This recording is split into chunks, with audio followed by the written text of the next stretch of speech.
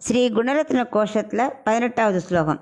சகஸ்திர பரித்ரச விரஜவிரிஞ்சன அகிஞ்சனைः அனோகः ப்ரஹஸ்பதி பிரபல விக்லவ பிரக்ரியம் இதம் சதசதாத்மனா நிகிலம் ஏவ நிம்னோன்னதம் கடாக்ஷதத் உபேக்ஷயோஹோ தவஹி லக்ஷ்மி தத்தாண்டவம். இப்போ இதுக்குள்ள அர்த்தம் பார்க்கலாம்.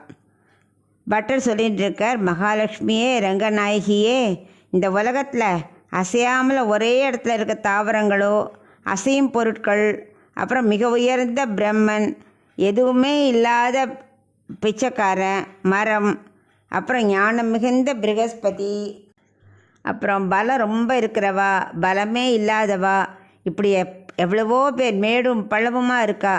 இப்படி இருக்க என்ன காரணம்?